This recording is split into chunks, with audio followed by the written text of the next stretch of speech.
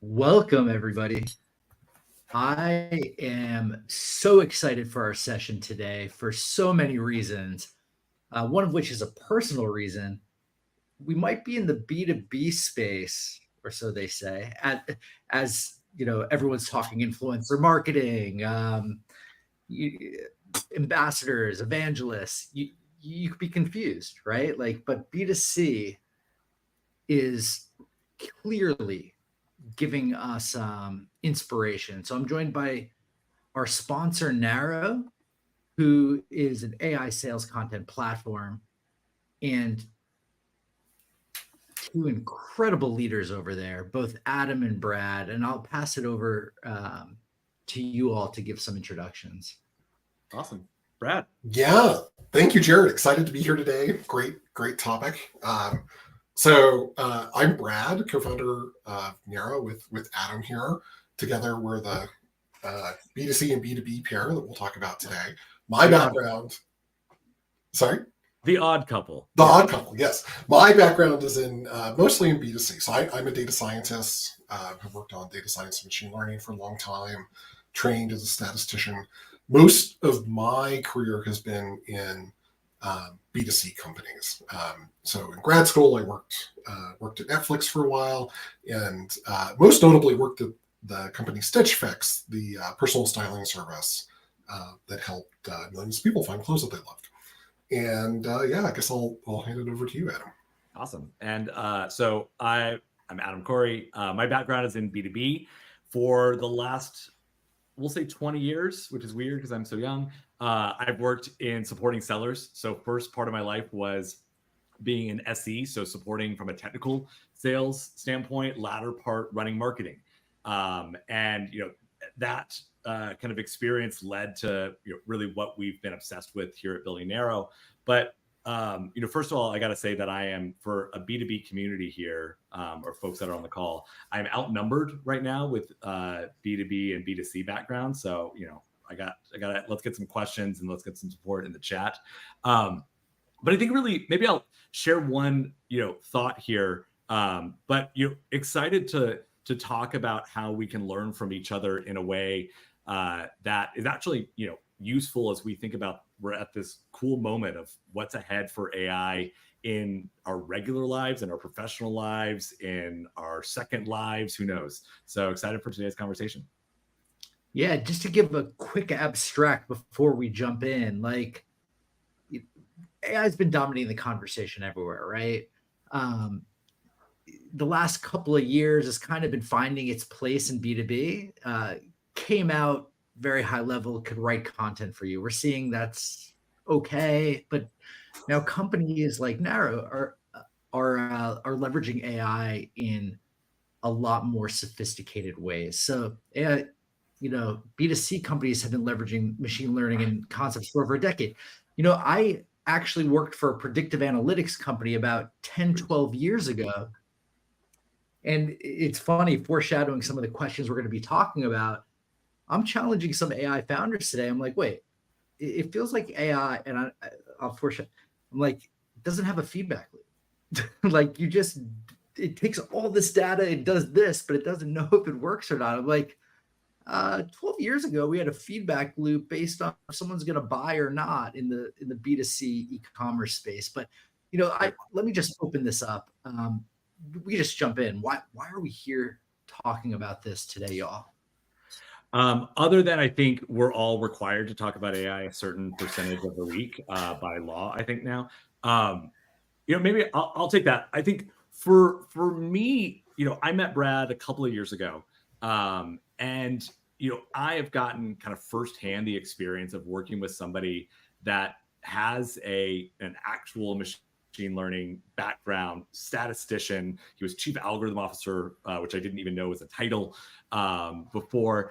And being able to work with somebody that actually challenges my B2B biases that are strong. And those rev leaders on the call here today that have been in running revenue teams, running sales teams for more than a few years, there's some grit and also some, this is the way that we've done it, or this is the way I know that it's worked, that it's time to challenge a bit. So, in some ways, as I look back and reflect on kind of my career, there's a lot of inefficiency in the B2B sales motion. And there's also a lot of like loudest voice in the room that sometimes dominates what you end up doing.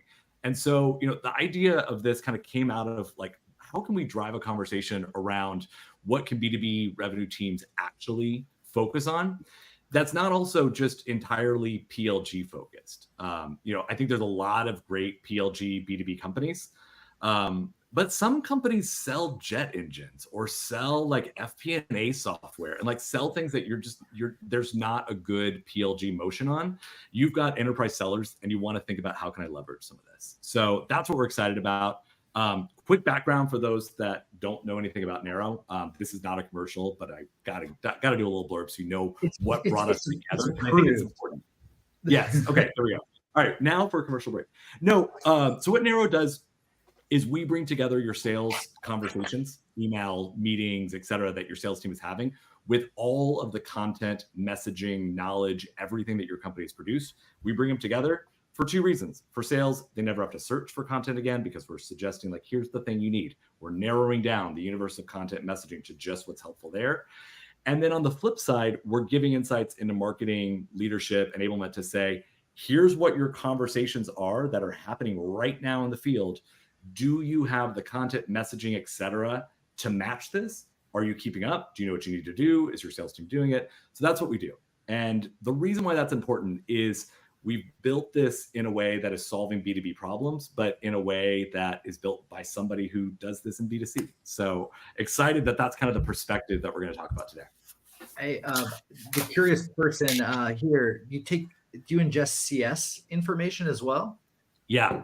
In fact, I just got off a call with somebody that's like, can we do like support stuff as well and handle all that?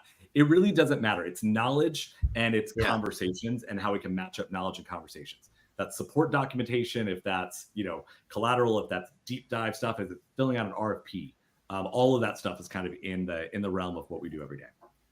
So Brett, I'm most curious about what intrigued you to work in B2B, like with your B2C skill set, outside of saying, I want to bring the only IBM in the office because you need higher compute than Macs have when you're data scientists. But yeah, absolutely. I think not ETL leaders, but yeah. As Adam shared, we met a couple of years ago. We got introduced, and initially was thinking about like an advising kind of relationship on the interesting problems that Narrow would be thinking about. And as I got to know Adam and our other co-founders, Steph, and got to better understand the problem, even though we were focused on solutions for B2B companies, I started to hear some echoes from the B2C problems that I worked on. And, Adam, talked a little bit about what Narrow does, helping, in the workflow recommendations, understanding if the inventory of content that, your enablement or marketing teams has produced is well matched to the conversations your sales team is already having. Those were all problems that if you squint a little bit, it's like, actually, these are a little bit like B2C problems that, as you noted before, people have been working on for a long time. And so I was excited by both the potential especially with all the new AI capabilities we have available to us to build something really compelling for B2B, but to, lean very, very heavily on the successes and lessons from working on consumer problems. Now, I love that. One of the things B2C has the ability to do that B2B cops out on, okay? This feedback loop idea. They effing cop out. Because why? Because you could buy a product in this website visit and you can't do it. Our deal cycles are way longer. Let's talk about feedback loops and how you're bringing it in. I foreshadowed this. I'm like, this is a big deal.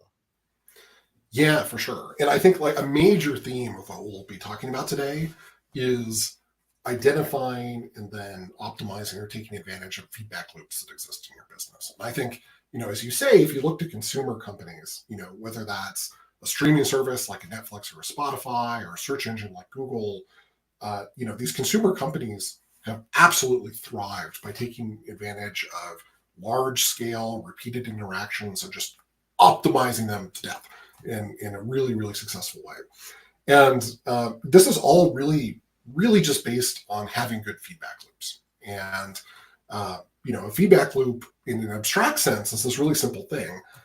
It's our ability to observe how an action that we take, so, email that you send, the way that you write content, how that affects an outcome that you care about, moving a deal down the funnel, closing a deal, and the ability to actually see what happens when you take actions. And if you have the ability to observe these outcomes, and ideally they're the things you really care about, you have the ability now to approach things in a very scientific sort of way.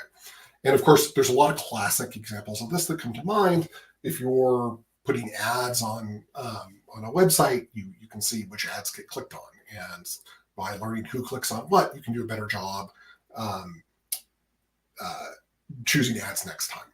And so B2C companies use these continuous feedback loops to optimize user engagement and all sorts of KPIs.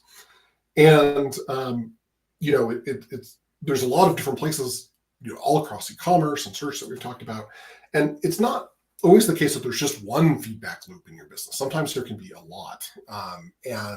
My time at Stitch Fix was a place where we had a lot of different feedback loops. And, Stitch Fix was a personal styling service. So we had basically algorithmically enabled personal stylists who are, expert human fashion experts picking things for customers. And you could think about, all the decisions that they're making as expert people picking things to send to customers based on their preferences. And there's a feedback loop almost from every stylist. And so, feedback loops aren't just, what the business as a whole does, but you can think about, helping understand the decisions that even individual people are making. And, I think there's some parallels here to B2B as well. Can you unpack some of the KPIs that maybe you were guiding to? Because stylists making better decisions, does that help with, dare I say, activation? And that opens up a bigger conversation, right? How B2C has this idea of growth and objective gates. Mm-hmm. B2B sort of does that. PLG does. But I'm curious to hear your feedback. It's interesting. And then Brad, I'll toss it over to you if you have other thoughts. I mean, I think first off, just like the holy moly moment of talking through this, when you think about thousands of stylists taking in information from a customer and then providing back what recommendations, et cetera. And what Brad you really focused on and built and scaled, and what made that business what it is there are feedback loops that take in information that are optimized for various outcomes, and people aren't making isolated decisions. I think, Brad, this is just such a fascinating thing, because when he walked me through this, or when we first started thinking about this, and I looked back and you kind of like hold up the mirror and you're like, okay, so I'm trusting my number this year, putting back on the B2B hat, the only hat I own, I'm trusting that to a group of salespeople that are largely making their own isolated decisions, how to respond to this, how do we arm them with the same information? Everyone's using a slightly different deck. Everyone's responding to something differently. Everyone's using different customer anecdotes, et cetera. And I'm like, wow, when you talk about guaranteeing that you're going to hit your number, we're not set up for that in B2B traditionally. You're just hoping that you hire a good few folks and you fire the people that aren't good quicker. Like, okay, there may be a better way here. Yeah, I think that's well said. And, to me, you can think about it too. We'll talk more about taking advantage of feedback loops, but it's just such a waste, right? To have people, kind of in silos making idiosyncratic decisions that might be good or they might be bad. But you don't get to learn from and improve from what the person across the table from you has learned, much less like collectively all the feedback across all, say, the sellers at your company, or the collective experience of all the companies in an industry, understanding how to talk about different pain points or features. Yeah. And I think that's kind of like the key point, is like, if you just take the first compare and contrast with like a B2C team, and like in this case, think of the stylist versus like your B2B team, one person's actions in the kind of human in the loop concept on the B2C side is informing everything. B2B, it's like, oh no, the one person that closed that big deal, they're going to go rah and like share some insights, and that's what we're going to anchor around. That's not the right way to do this. We need to think about where can we actually get some of this data coming back. And I think that was one of the first light bulb moments for me.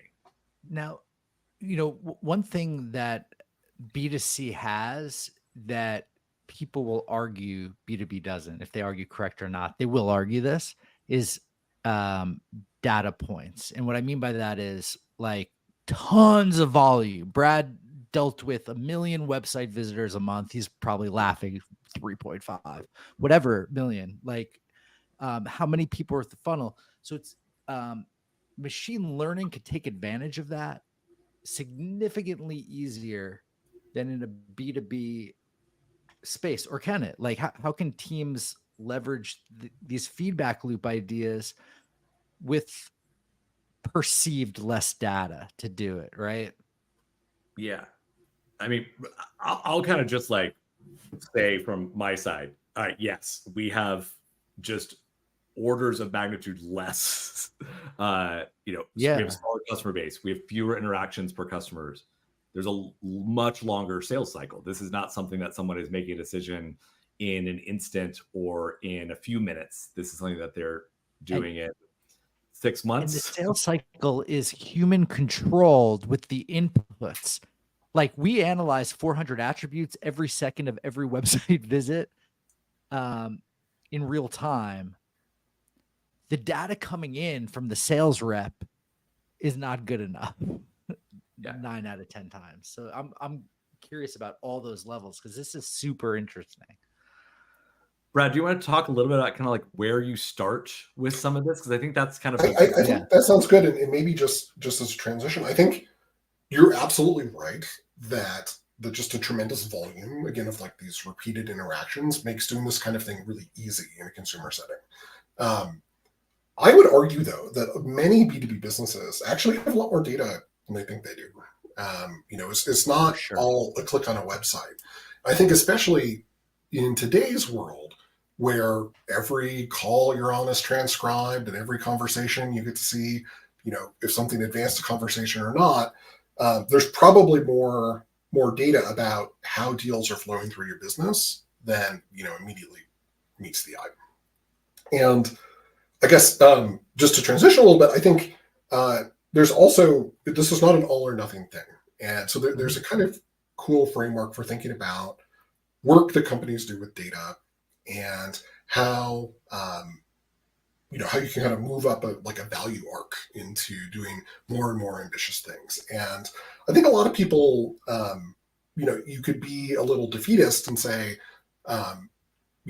we're not, tuning like the Facebook algorithm today. So therefore, like we're not doing data science. In reality, like there's a real arc that you can make progress moving up. And so this is a framework that a lot of people have used to talk about kind of the impact of work on data, where you look at something like effort versus impact or value. And really, I like to think about three areas here. So the first is almost simple analytics type use of data. You're able to measure things. Did the deal close? How long did it take to close? And to at least describe what's happening in your business with data. So this is kind of the dashboard level of using data.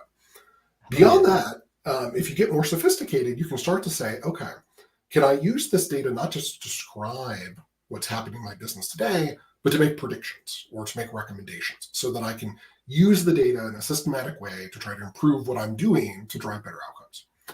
And so, here, this is, a lot of like lead scoring would be a good B2B example, where you're using a predictive model to help you prioritize or to understand where the opportunities are. Then as we move further up the curve, you get to this point of, automating and optimizing. And, candidly, like a lot of companies aren't there, even like big tech companies.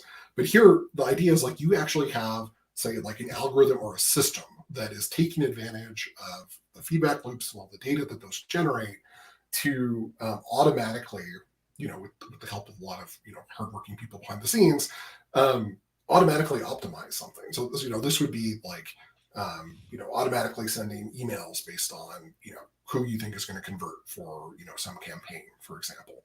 And the reality is, it's not that everything you're going to do is sit on one point on this curve. You're going to have a lot of different activities within your business that sit at different places. And I think it's helpful to think about how can I kind of move myself up this curve, because typically the more closer you get to actually predicting things and maybe even automating actions based on those predictions, the more impact and value you'll drive with data in your business. Yeah, and I think kind of recognizing that, like, most B2B maybe are on the arc, or they're really just at kind of like the dashboarding stage of kind of getting insights. Lead scoring maybe is rudimentary and rules based, maybe not super predictive at that point. But I think what's interesting here is to think about where are the data, where's the truest sense of data that you can start from. And I think this, I kind of like to think about this from like comparing what would happen if you brought in, which is again what happened in my world, what happened if you brought in somebody from Netflix to sit alongside you and like look at what you do in a B2B organization. And one of the things that I've done throughout my career as a marketer trying to support salespeople is, do we have the right content to support our sales team? Are they armed for what they're going into battle for? And you ask a lot of marketers, or you ask me how I would do this, and I am probably going to say I'm going to talk to my salespeople. That's probably what I'm going to say. I'm going to get, I'm going to get the voice of sales. I might send out a survey to sales. And then you kind of have to look. So then if you hire that Netflix person and they're staring you in the face, and you now have to defend, like, yeah, here's how we're getting the data. And you see in their eyes that they're like, okay, you know how you flip on Netflix and you have the recommendations of what you should watch next? That is not from a survey. Like that's where it's like, okay, the idea of like asking people what they want is just never going to give you the data that you need. So now, for us in B2B, we need to think about like, okay, where can I actually get the best source of information that could help me build my content roadmap? And so then it's like, okay, I need to go to the calls. I need to go to the actual conversations that are happening here so that I can, provide something back to the sales organization that is actually meaningful in terms of like, we're looking at conversational data. We're looking at what has been said and what people are asking for to help us understand what we're doing. It's not a survey that's going to miss out. It's going to be biased by the people who like to respond to surveys. Another kind of way to think about this is like, when do we look at where we want to, understand why deals are not moving through the funnel? We talk a lot about like closed won and why someone bought, and win-loss reports are giving us the insights into like the finality of like, they didn't buy us because they went with the competitor. They bought us because of price. They bought us because of this. They liked this feature. But like everything in the middle is like what the actual business is. I mean, look at your pipeline. 80% of your forecast is in the middle somewhere. Some of that's never going to move. Some of that just kind of like times out. And the thought of, how we go today is we talk to the salesperson. Hey, what happened here? Give me the insight. And again, you're getting this like biased information of, oh yeah, so-and-so, or you're getting BS information back. And like, again, thinking through that, like, how would I talk to somebody at TikTok on this? And it's like, all right, well, what happened when they swiped away? If I'm on TikTok, they are making decisions based on that micro interaction of I just swiped away in the first half a second of a video. That's where I need to now kind of narrow in my conversation data that I want to look at. It's like, all right, let's look at that last interaction that we had, and let's look at that for all of our opportunities that are X number of days old, or at this stage, or that talked about this product, because that's where I can start to get the insights into what I'm missing, which is I got the win data, I got the loss data, but the real data is in what happened when someone went quiet. And that's where you need to zoom back to. All right. I just started as a RevOps leader. I have a team of 3. What you're saying is effing awesome, but I don't think I could, like, this is going over my head. Like, how can we start smaller and like work our way up from this? Yeah, I mean, I think there's, Brad, you may have some thoughts. I'm going to kind of talk about that specifically on like the 3 RevOps person thing. Mm-hmm. The data is there. I mean, any RevOps person right now on the call is going to be like, ooh, okay, let's real quick, let's look at stalled opportunities. Let's look at opportunities that haven't moved on X period of time, whatever your cycle is. Let's look at that. You could go, and if you have Gong or you have one of these tools today, you have everyone has their calls recorded now, by and large. So you can go in and actually run some analysis on this. You can buy an arrow, but you can run analysis on this to understand what's happening here. You're probably not going to look at the Salesforce notes alone on this, but you are, going back and looking at specifically these particular cliffs that happened in the fall off in conversation. Maybe compared to like what your ideal deal size or your deal cycle looks like. Let's look at everybody who fell outside of that, and let's start to look at the last conversation, and let's dig in to see that's where we're going to start with our source of information to be able to say, this is where I want to use AI to now help us understand this. And there's lots of ways that you can approach that. Brad, I know you're kind of chiming in. Yeah, for sure. I mean, I think it's such a great question. And I think, again, I think you want to say, let's start where we can, right? So if it's only 3 people, that doesn't mean you can't do anything. And I think, if you want to kind of move up that arc, the place where you need to start is just start by getting the data, even for your small team, right? So even with 3 people, if they're on calls with prospects, handling objections, answering questions, they're going to be generating a lot of content just in those conversations. And, one example might be, how do people talk about customers who raise objections about price or ROI? And chances are the 3 people on your team handle it a little bit differently. And even the ability to look at 3 RevOps people managing a team of 15, let's say. Oh, okay, sure. Yeah, sorry. So Yeah. there's more data points, but like my team, I have 3, I have 2 others. Like, this one's smart. I just upload data into the CRM. I'm learning, and somebody else's. Yeah. Yeah, totally. I think the first step is you just need to be able to see what's happening. Like, what are people saying? Is it working? And then, as you start to get enough data, you can start to try to draw insight from that and probably, work your way up to like, looks like, the most effective way to handle this objection is to, point to this case study, that kind of thing. And again, the goal here is to propagate that experience from not just the great seller who figured out the best way to handle it, but to the rest of the team. So they benefit from that experience too. Yeah, I think that's a really good point. It's like, you have to go, again, you're not going to be able to hire your A+ sellers and just keep hiring those and they're going to figure it out. That's kind of, if you're at the early stages and you're founder-led sales and your first couple of salespeople that are so closely tied to the message, great, fabulous. That's kind of what that name of the game is. But as you scale and grow the team and you're at 15, 50, 500, it's now looking at larger sets of, in this case, conversational data to say, I need to now narrow the lens down on a certain set of conversations, and I want to understand what's going on there. And I think this is where, Brad, I'd love for you to talk a little bit about how you think about like scoring some of this stuff, because this is how I look at this, and I, as a non-smart person, I would say, okay, I'm going to throw this into ChatGPT and be like, throw all of my transcripts at ChatGPT and be like, tell me what's going on here. Are they talking about this? What was the end of the conversation? What was the outcome? That's a good that's a good place to start. And what should I be looking at, right? Like what KPI should I actually measure? I think it's revenue, but like, what's the leading indicator? Is it meetings booked? In this case, you don't have that, because this is like, if we take the scenario that we talked about earlier, where we've now said, okay, I want to look at the set of conversations, the set of accounts that didn't move forward. And I want to look at just the conversations there. Throw that into ChatGPT and let's see what's going on there. Tell me, I want to ask questions of that cohort of people and find out what was happening in each one of those conversations. You can do a flavor of this in Gong. You can do a flavor of this in a lot of the tools, or you can, come up with your own way. But Brad, being the statistician and data scientist here, how do you approach this problem? Yeah, so I'll first say there's a scenario where some companies, you might be big enough to hire some data people yourself to do this in-house, or maybe you want to buy a product that helps you to do it.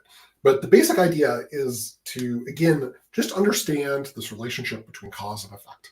What are the things that your team is doing that are effective and lead to good outcomes? And if you have that data, the KPI that you care about, I think, Jared, is a great topic. Like, can be really nuanced, whether that is like your total North Star KPI, which is, probably some sort of big revenue number, or, maybe a smaller KPI, like, you resolved the conversation and, the prospect seemed happy with the answer. But in either case, what you want to do is have the data of, what the situation is. So again, maybe a prospect raising a particular objection or topic, the action that was taken, and then what happened. And if you have that data, you can start to build models to predict the relationship between those things. So you can start to say, when people handle it, with case study A instead of case study B, it looks like these conversations move along much more quickly. That sort of thing. And I think that's kind of the point here, is like, I want to understand something from this moment of what was the pain point of this audience that didn't move forward versus the pain points of those who did. And that starting to understand kind of that to start with. And then to Brad's point, what do we do with that? Some of these stalled opportunities could quite simply be, they said the pain point and we said something terrible in response. We weren't armed. The salesperson just didn't have a good story. They stumbled or something else. And that's where, where we've gotten with conversational intelligence kind of starts to give you some insights into. But you have to kind of pull up on this data set, because this is one of the truest sets of insights that you can actually go back into that is truly unbiased in telling you more about your business. Again, to the earlier point, I don't have billions of clicks and swipes to be able to infer this, but I do have billions of words in the conversation. Maybe not billions, but maybe billions. I have a lot of words that I could now go and mine to understand, what do we do when someone asked us a question, raised an objection, raised a pain point, asked a question, and understanding what that is and how it potentially differs from the closed won, the closed lost deals. Absolutely. And I guess, like, I just say again, I think, this is a helpful framework, abstractly, to think of like, what should I do for my team to take advantage of these feedback loops. But I think it's also a useful angle on evaluating tools that you might buy, right? If you're going to buy a tool for your team, you can ask the same questions. Like, is this just going to try to help each person in a vacuum? Or is this smart enough to actually know what I care about and use that feedback loop to improve the help that it's giving people on my team? Yeah, it's so funny. We talk about GTM so much as like a human first thing. Let's educate people to unify and do all this, and that's all right. But if the tools aren't enabling them to actually unify, there's going to be a ceiling on how much they can unify while using tools. the irony to that, where my head's going. I mean, have you seen people pull in like social communications at all? Like, I know LinkedIn has a barrier there, and that might get kind of hacky, but I guess if you could pull it in structured in a way that's usable, right, Brad? Like, you could probably glean insights on that. Making things too hard here. No. I mean, I think I don't think anything that we've talked about is specific to channel, right? So like, if you're having email conversations, Zoom calls, like LinkedIn threads, like anything where, somebody's making a decision about how to advance a conversation, there's valuable signal there. And I think you're hitting on a really good point. Is like, let's look at what we're going to get from the different channels. Am I going to get it from the chat on my website, from the emails, from the cold calls that SDRs are doing, from the LinkedIn conversations, or from the LinkedIn comments on what we say? And it's really around like, what are you looking to solve for? And it's like, am I looking to solve for like, what is the initial reaction that somebody gets when they hear our pitch for the first time? Mm-hmm. Hey, great. SDR outbound, or, those calls recorded in Orem or something like that. Fabulous thing to understand and analyze. You can download all that data, explore it. Same thing with some of the top of funnel social stuff. But if you're trying to correct for your sales team, it's like, all right, I now need to understand, where are we at the individual conversational levels once we're actually engaged and have a live one? And more importantly, to what we were advocating before, is the ones that haven't moved. But theoretically, you could throw your paid spend in there too, see like who you touch in sales cycles or without that are more likely to close. I know from B2C to B2B. I think that's a great point, because I think, this is, if you think about widening the lens a bit here, if you're just looking at closed one and you're doing like lookalike audiences on like just your closed one, really small number. You're now looking at it as like, okay, let's widen the lens to people that had this pain point. Oh, okay. That might include stalled opportunities. That might include people that didn't go to this particular, they went to a competitor. But if I can now start to look at, these are the folks that have this pain, now I want to use that to inform where I go to find others that look like this. Well said. This is exciting because we've been saying, how can B2B be more like B2C? And people first think tactically. I made a comment in the beginning, like, do we leverage influence? And these are phenomenal tactics. But what the strongest, and I'm a Reforge graduate here, the strongest growth people, hint, they all come from B2C, a lot of them direct to consumer, do is they run endless experiments on tremendous amounts of data. And having this ability, we have all the data points, or we have a lot of them. We can make smarter decisions with which tool that we're already purchasing as we compare it to others to get what we don't have. Now you have the ability to actually do that. And that's pretty exciting. And that's a bigger aha for me. Now, once you've gotten your feedback loop started, how do you make improvements? And I think that's probably a Brad question. Yeah. So I think the idea is, to again, kind of think back to the arc, is to think like, okay, so we have this data. Like, first thing you need to do is like store it and make it useful somewhere, right? So this is like really table stakes for a lot of this. And then, start to be able to ask like basic analytics type questions about it. Is strategy A more successful than strategy B? And even from there, I think when you start to notice places where you have enough data to compare things, you can start to make some predictions and recommendations to the team that you could propagate across different sellers. Yeah, and I think that's where, if we think about, the feedback loops and, how we test changes, I think, for me, I don't know, well, since I'm outnumbered on this call, you guys have done this. But, if you've ever gone and done like a calculator on A to B tests and you're like, okay, how much traffic do I need for how much time to see if I have a statistical, improvement in my B version versus my A version? And I think, one of the funny things out of that, I mean, obviously you hit on it earlier, Jared, that like smaller sample sizes. So like this is going to run for years, and I Q3 is wrapping up. I gotta make my number. Don't have years. But I think the bigger thing there is like, do I have an A and a B to test in B2B? If you look in your org, what is the A? Like, what is the control? Like, what is it that we're testing a change of?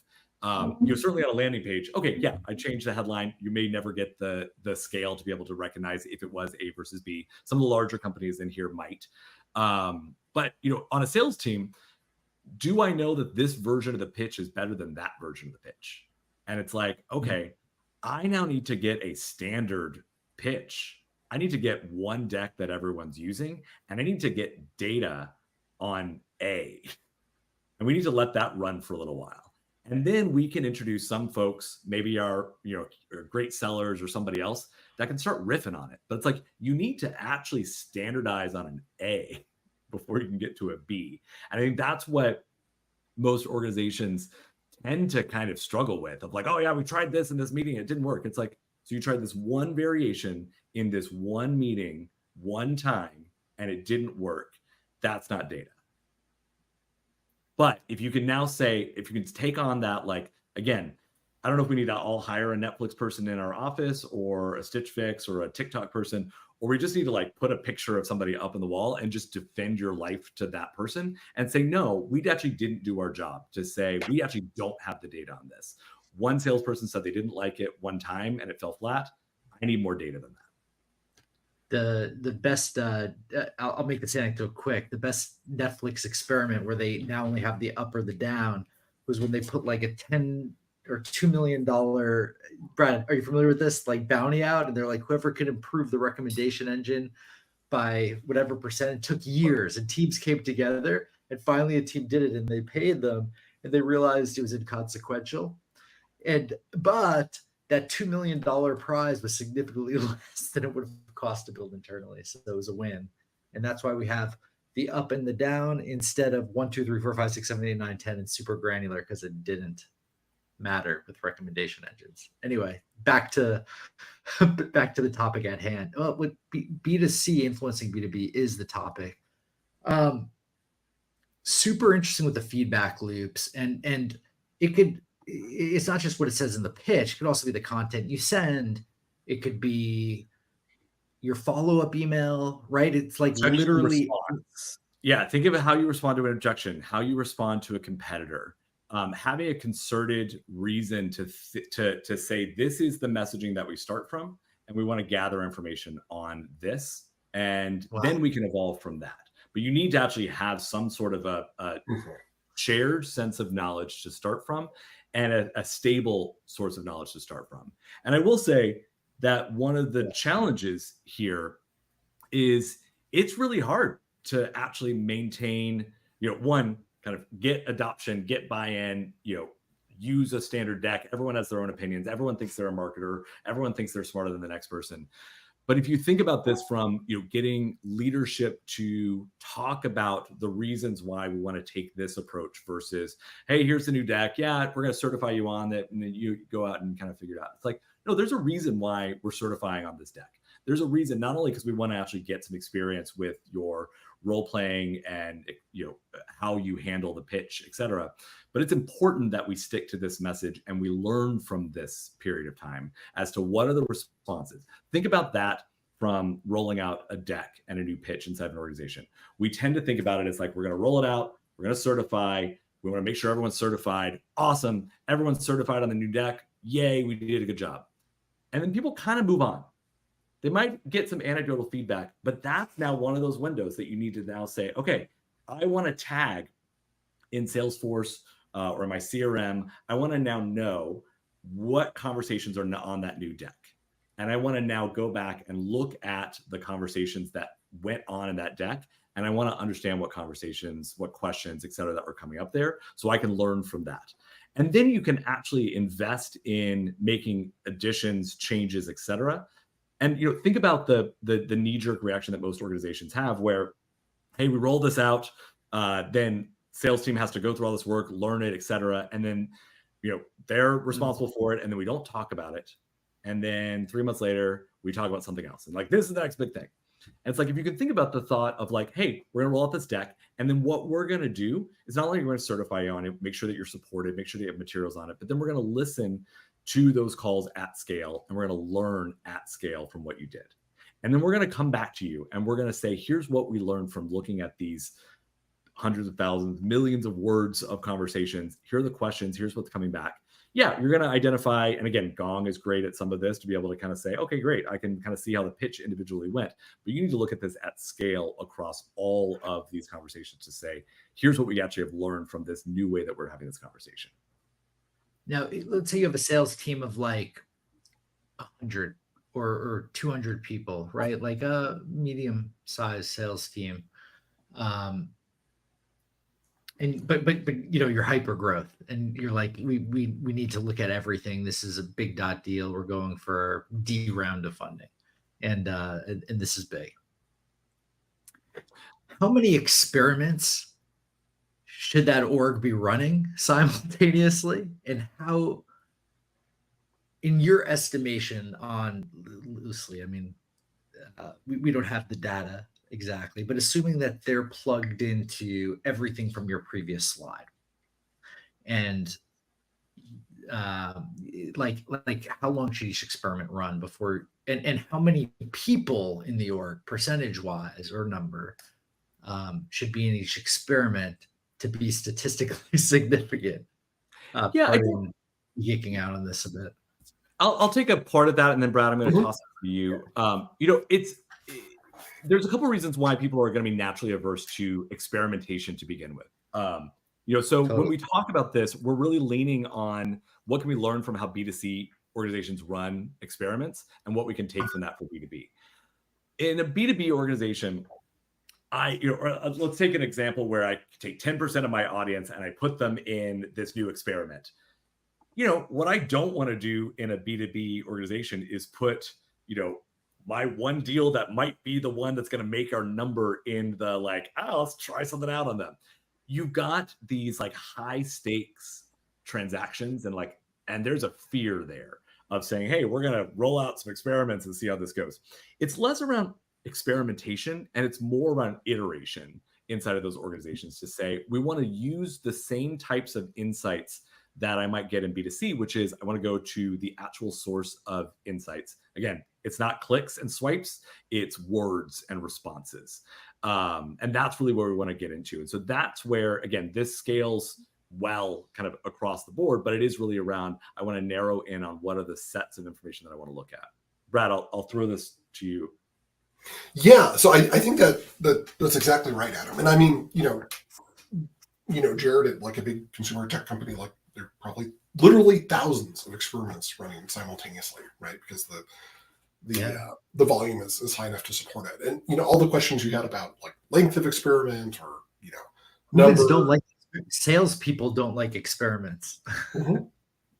Yes, and I think here is interesting. A lot of these topics come back to equipping teams with technology and products that help you create, as Adam was saying, the shared and stable approach to different aspects of the sales cycle, and then the ability to iterate and experiment on that. So an experiment, a big experiment would be we've got one sales deck, marketing, went to a long offsite, they're back with version 2, we're going to have, X% of sellers, try that out. That would be kind of a very high touch experiment that involves coordinating people and asking them to behave differently.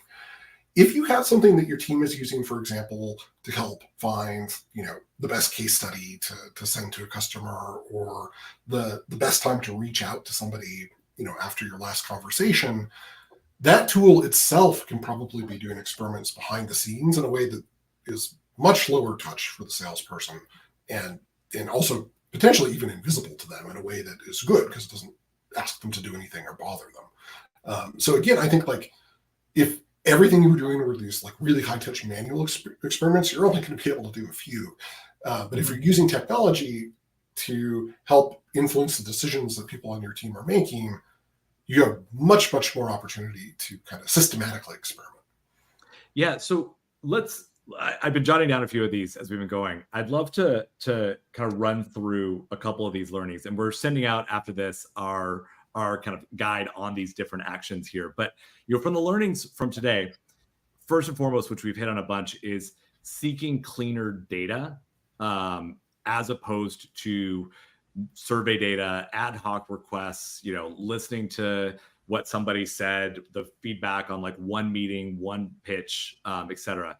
And this is kind of my what would Netflix do? Where is a bracelet? I love the Steve Jobs, do you really want to give the customers what they want? No, you want to actually understand what they need. And that's where, again, getting into the actual conversation data is key there. So that's kind of one. Brad, interrupt me as I get any of these that you just said wrong. But looking at specific data sets that can actually give you insights here, which is not about what's working, not about your closed won, and maybe not always just about your closed lost. It's about the muck in between, the no decisions. But that also could be, Jared, to your point earlier, if we're kind of up leveling and looking at I want to look at first responses to what's the one-liner elevator pitch on what we do. Great. I'm looking at SDR calls in Orem. I'm exploring that. I'm understanding that. Conversation is probably going to be easier. Third one that I got here, and keep me honest if you guys had another one that I missed along the way, is establishing your centralized set of knowledge, messaging baselines that you can learn from. This is the thing. If everyone is selling something different, you actually never got the opportunity to be able to know what actually was what was working. And this is where, I think the isolated decision-making team versus the how are we actually getting shared knowledge here is kind of key. Brad, you had an interesting point there. That's kind of an offshoot of this is when I invest in tools, it's kind of also a bit around what tools do I invest in that's actually helping me improve the next person on the team, as opposed to like, this is just another thing that I'm going to do. I called out one more that you mentioned as well is like just around the bias angle here. If you're looking at, as we talked about the closed one or the one deal that's informing how this deck did, how the response to this was, how they responded to the demo, probably statistically the outlier. So it's the 10 or the 100 behind them that you're not looking at, that is actually the one that can inform information on your product, your messaging, your team, your processes, what have you. I think that's where to look. And I would say the blanket statement is like, this has got to be something to be invested in from the leadership standpoint as to the why, as opposed to just, hey, we're going to throw this in somebody to kind of run with. It's like, no, you can establish functional owners of this, but at the end of the day, this is something that needs to be a why from the top down. This is why we're doing it. This is why we're rolling out the deck this way, because we're going to look at the data. We're going to learn from this over the first 14 days, and we're going to come back to you, and we're going to talk about how we're going to iterate on it from there. And that's specifically driven to you founders because we all understand the outlier, except if we're the ones that have the meeting. And then all of a sudden, it's the most important thing. Hey, this customer said this. Okay, I need you to step back, sit in the corner. The worst patient right here, 100%. But like, this is what we need to kind of remind ourselves of like, it's not like, yes, you need that cockeyed optimism of like, no, this is the thing. The thing is here. Yes, that's probably what's going to get you another deal to help direct your home great. Yeah, but also you should look and see what else was actually there also, because that's probably where the opportunity lies. All right, before we ask some questions, I'm curious, do you have any anecdotes from companies that you've seen iterate like really well and have any of the results with that? I'm curious. Yeah, no, absolutely. I think the biggest thing here is, oh, sorry, what was that? In B2B, of course. Yeah. We're in the B2B. I'm winning here. We're talking about B2B now. No, I think the biggest thing out of the gates is that you're actually reducing. It sounds soft, but you're reducing the mental load on salespeople when you actually think about standardizing messaging and content and making it accessible and being intentional about what you're using the deck for. Hey, we're going to do this. We're going to measure on it. We're going to come back and we're going to learn from it. When you do that, as opposed to like, hey, I got all this stuff in the G Drive. There's a bunch of videos you should go look at. Go out there and get them. That is incredibly taxing on a salesperson. And that's generally what we require them to do, is to say, go out there, good luck. Let me know if you have questions and we'll see if you get your number. That's a little bit of hyperbole, but that's really what it is. And so this is really around the first start is like, let's reduce the mental load, because reducing the mental load also gives us the opportunity to standardize and iterate. And, it sounds silly, but confident sellers sell more. Some of this is around, I want to make sure that our messaging is refined and, cutting out a couple words here, moving this slide here versus there. Yeah, some of that is probably affecting how the pitch is going. But what's also affecting how the pitch is going? Is the salesperson confident in how they did it because they actually felt supported in the process? They knew where things were. They had the latest version of the messaging. They know that their conversations inform the strategy. You're listening, you're learning, you're doing. I think that's really where this becomes a way of life, not just I flip it on and now money comes in. Oh my God. Brad, what are your takeaways? Yeah. Yeah, I really like those, Adam. I mean, for me, I think the big one, to go back to kind of like the progression of value you can drive with data is that in different parts of the business, you're going to be using data more or less effectively, but you can always do better. And it's not an all or nothing thing. So look for the feedback loops where you have them, and you probably, the there's probably more than initially meets the eye, especially if you can use technology to learn things from conversations or other interactions your team is having. And, from this feedback, try to be, as Adam, has outlined, like try to be as systematic as possible about, exploring and iterating and improving the way that your team handles things. Again, this can be really facilitated with technology that helps people, standardize on messaging and content. And, if your business supports it as you're growing, you can start to make predictions from data. The ideal state is you have systems that are more or less continuously running experiments on the way that content is recommended and used by your team to really make it as effective as possible. That's a great point. I love this. In closing, it doesn't look like any questions came in. I think I was messaging you to the side. I'm giddy about what Narrow's building. I loved what you were building when we first met, but now after this conversation, I dove in. You know how many founders I ask in AI about the feedback loops, just to understand like if their product gets smarter, and I haven't heard yes to any of them yet, and I'm still waiting. So that alone is so powerful. That's true AI. Or true machine learning, I should say, right? Yeah, I was corrected 12 years ago that AI, like AI, but now people are using AI. I'm like, this is just automation. You guys are the closest. Yeah, that's really it. And I think, the point on like the tools you buy, moving into the next few years, are the tools you're buying actually going to help improve over time, or are they a point in time, or are they improving something else? I think those are the types of questions that we need to get to, because we're at this moment where our tools and our data should start working for us more and make this easier. And that's what's exciting about this era that we're going into. How can people learn more about Narrow? Yeah. So after this call, you're going to get a couple of things. You're going to get a rundown of our key recommendations for every B2B organization. There's about 5 to 10 of them for things that you can do and take action on. We've got some links into different other source readings and other things to look at. And then you can also take a look at how Narrow solves some of these problems with our own data. And that will be included in your inbox here shortly. How Narrow uses Narrow. Narrow on Narrow. That's right. I love it. Narrow all the way down. I love this conversation because this. Oh man, trying to sell predictive analytics 12 years ago was fun. Today it's a lot more interesting. But thank you for coming. Thank you all for coming.